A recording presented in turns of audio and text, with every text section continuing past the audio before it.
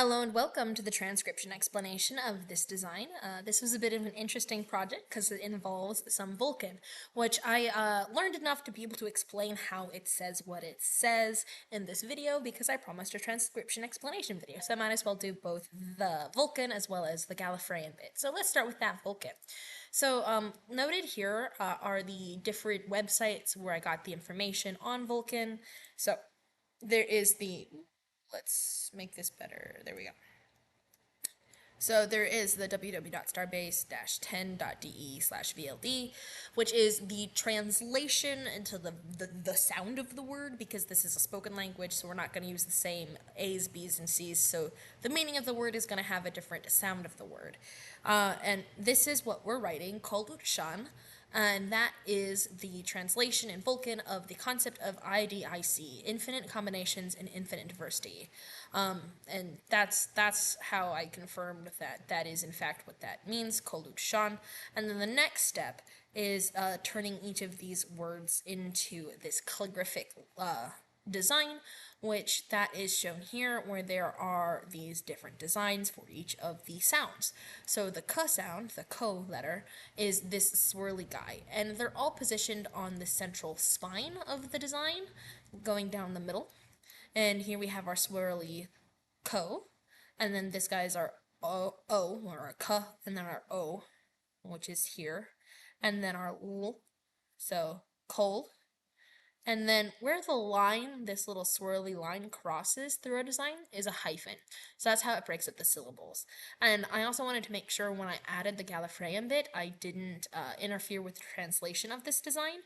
So that is why these little bits are where there's already hyphen, so it doesn't introduce a new hyphen or anything like that. So should be safe there with this little line going through where there's already a hyphen, because there's already a hyphen.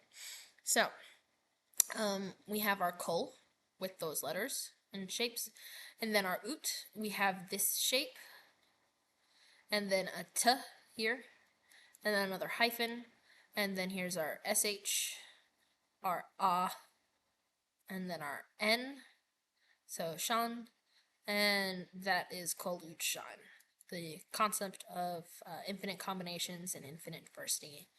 So yeah, and then our Gallifreyan phrase is a bit less sophisticated. We have our start marker here, and this tells you where to start reading and the orientation of the script. And this horseshoe shape is a deep divot, and these are our big consonant shapes, and this deep divot shape is in the top row in that grid above me.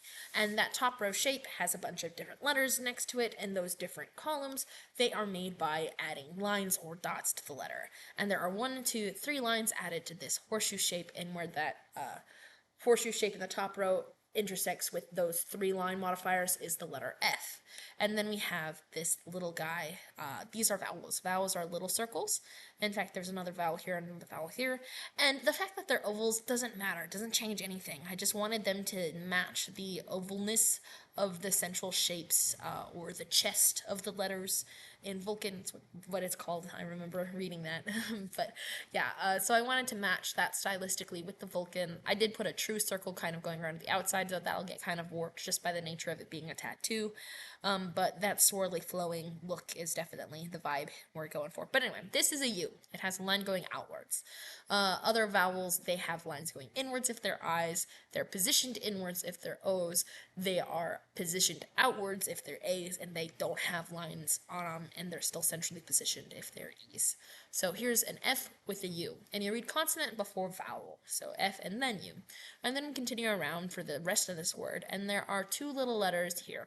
Because letters in the same row can be stacked, this indicates there are 2 different letters stacked on top of each other, and that is because this line is thicker than this line. So the line thickness in the whole design doesn't matter except for right here, where this line has to be thicker to show that it is a different letter than this thin one.